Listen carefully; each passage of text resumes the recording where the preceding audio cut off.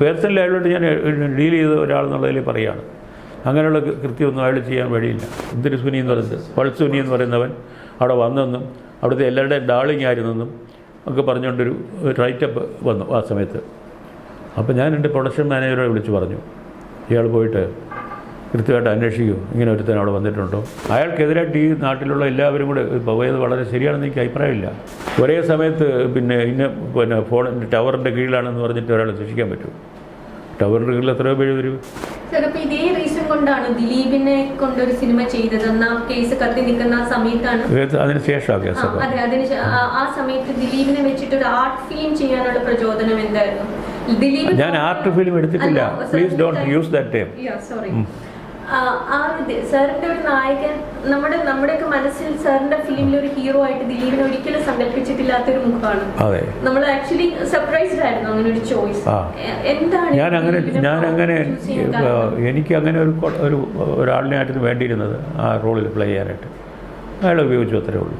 പക്ഷേ അത് കഴിഞ്ഞതിന് ശേഷം ദിലീപിനെതിരെ ഈ പീഡനവുമായി ബന്ധപ്പെട്ട ആരോപണങ്ങൾ അത് വളരെ അയാൾക്കെതിരായിട്ട് ഈ നാട്ടിലുള്ള എല്ലാവരും കൂടെ പോയത് വളരെ ശരിയാണെന്ന് എനിക്ക് അഭിപ്രായമില്ല. Where is the proof that he is involved in it? ഒരു യാതൊരു പ്രൂഫും ഇല്ലാതെ ജനം മുഴുവനും കൂടെ ഞാൻ വേറൊരു സീൻ കണ്ടതുകൊണ്ട് പറയാം. ഞാനൊരിക്കലും പിന്നെ ഒരു സിനിമാക്കാരുടെ ഒരു വലിയ പ്രോഗ്രാം നടക്കുകയാണ് ഇവിടുത്തെ ചന്ദ്രശേഖരൻ നായർ സ്റ്റേഡിയത്തിൽ, വർഷങ്ങൾക്ക് മുമ്പാണ്. അപ്പോൾ പിന്നെ ഇതുണ്ടല്ലേ ഇവിടുത്തെ തുമ്പയിലെ ഇതുണ്ട് പ്രൊജക്റ്റിലെ ആ കേസ് വെച്ച് VSLCയിലെ അതിൻ്റെ പേരിൽ വലിയ കോൺട്രവേഴ്സി ഭയങ്കര പത്രങ്ങളെല്ലാം എഴുതുന്നുണ്ട്. അപ്പോൾ അത് ഉദ്ഘാടനം ചെയ്യാൻ വേണ്ടിയിട്ട് കരുണാകരൻ കയറി വരുന്നു സ്റ്റേജിലേക്ക്. സ്പൈ കേസ് എൻ്റെ ഓഡിറ്റോറിയം അല്ലല്ലോ, എൻ്റെ സ്റ്റേഡിയം മുഴുവനും കൂടെ കൂവാണ്. അത് കൂവാത്ത ഒരാൾ ഞാൻ മാത്രമേ ഉണ്ടായിരുന്നു. Because I don't know why they were shooting, why they were howling, why they were insulting like that, and eventually it was proved that he had no role in it.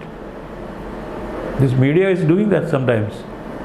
It's very unkind, unjustified. പക്ഷേ ദിലീപ് നിരപരാധിയാണെന്നാണ് ഞാൻ വിശ്വസിക്കുന്നത്. എന്നോട് if you ask me, yes. എന്താണ് sir അതിൻ്റെ കഥയൊന്നും ഞാൻ പറയുന്നില്ല. അല്ല, ഈ പേഴ്സണലി അയാളോട് ഞാൻ ഡീൽ ചെയ്ത ഒരാളെന്നുള്ളതിൽ പറയുകയാണ്. അങ്ങനെയുള്ള കൃത്യമൊന്നും അയാൾ ചെയ്യാൻ വഴിയില്ല. അതിൻ്റെ പിന്നിൽ ഒരുപാട് നമുക്ക് അറിയാൻ വയ്യാത്ത ഒരുപാട് കാര്യങ്ങളുണ്ട്, ഒരുപാടുണ്ട്. അല്ല, ഞാൻ ഇതൊക്കെ പറഞ്ഞിട്ട് പിന്നെ നിങ്ങൾ പോയി എഴുതിയിട്ട് ഞാൻ പിന്നെ എല്ലാവർക്കും ഉത്തരം പറയേണ്ടി വരും.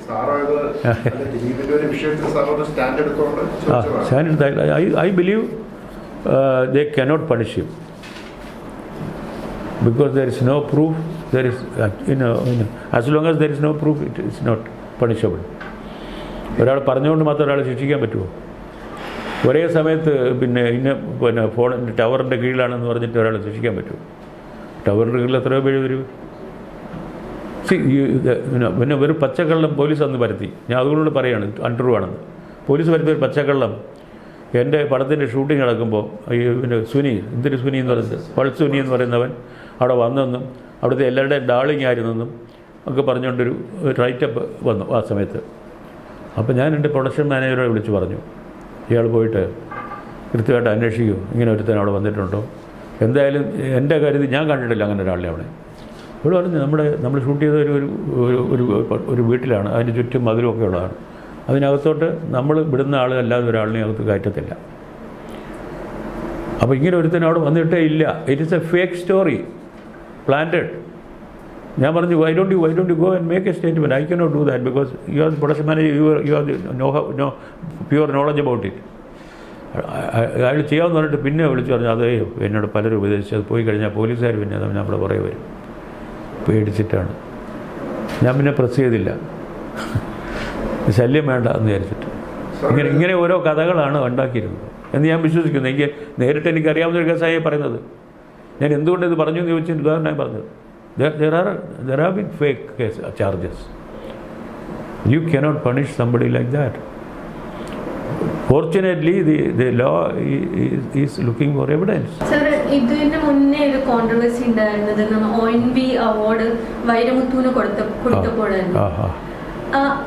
അപ്പൊ നമ്മൾ എപ്പോഴും ചോദിക്കുന്ന ചോദ്യമാണ്, ഈ കല ആർട്ടിസ്റ്റിനെയും അയാളുടെ ക്രിയേറ്റീവ് പ്രോഡക്റ്റിനെയും രണ്ടായി കാണേണ്ടതുണ്ടോ എന്നുള്ളൊരു ചോദ്യം. സാറ് പറഞ്ഞാൽ ഞാൻ ആ വ്യക്തിക്കല്ല അവാർഡ്, അദ്ദേഹം വൈരമുത്തു എന്നുള്ള ആർട്ടിസ്റ്റിനാണ് അവാർഡ്.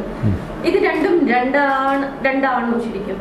ഇല്ല, ഒരു വ്യക്തിയെ വെച്ചിട്ട് ഒരു അയാളുടെ വർക്കിനെ ഒരിക്കലും Changampuzha lived A terribly bad life, terribly എന്താ പറയുന്നത്, ലിമിറ്റ്ലെസ് ലൈഫ്, യാതൊരു ഇതിനൊന്നും അല്ലാത്ത.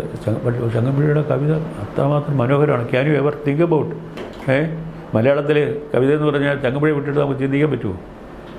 അതേസമയം വളരെ ഓസ്റ്ററായിട്ട് വളരെ കൃത്യമായിട്ട് ജീവിച്ച ആളാണ് ONV സാറ്. സാറിൻ്റെ കവിതയും വളരെ മഹത്താണ്.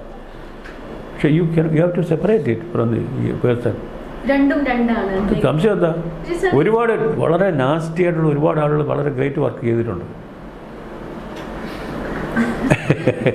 ഒരു സംശയം എന്താ വെച്ചാൽ, സിനിമ പോലെ ഒരുപാട് ആളുകളെ ഇൻഫ്ലുവൻസ് ചെയ്യുന്ന ഒരു മീഡിയം. ഇപ്പൊ ഒരു ആർട്ടിസ്റ്റ് ഒരു പെയിന്റ് ചെയ്യുന്ന, ഇപ്പൊ പിക്കാസോ പോലെ ഒരാളെ പോലെയല്ല ഒരു സിനിമ ഫീൽഡിലുള്ള ഒരാള്. ഇപ്പൊ ഒരു ആർട്ടിസ്റ്റ്, ഒരു പെയിന്റർക്ക് കൊടുക്കുന്ന ഫ്രീഡം സിനിമ ഫീൽഡിലുള്ള ഒരാൾക്ക് കൊടുക്കേണ്ടതുണ്ടോ? ഇത് രണ്ടായി കാണേണ്ടതുണ്ടോ? രണ്ടാണ്. പ്രത്യേകിച്ച് സിനിമയ്ക്ക് ആ ഒരു ലിബർട്ടി ഉണ്ടോ? എല്ലാത്തിനും ഉണ്ട്. സിനിമ ഒരു ക്രിയേറ്റീവ് വർക്കാണെങ്കിൽ പലപ്പോഴും ക്രിയേറ്റീവ് അല്ല. It's most of the time it is loathsome. How can he be given the creativity, that licence for that creativity thing? ക്രിയേറ്റീവാണ് അയാളുടെ വർക്കെങ്കിൽ മാത്രമേ അതിനൊക്കെ കൺസിഡർ ചെയ്യാൻ നോക്കുള്ളൂ. അയാൾ ഒരുപാട് തല്ലുപൊളി സിനിമകൾ വരുന്നുണ്ട്, അവരുടെ എല്ലാം ഫ്രീഡം എന്ന് പറഞ്ഞിട്ട് വല്ല കാര്യമുണ്ടോ?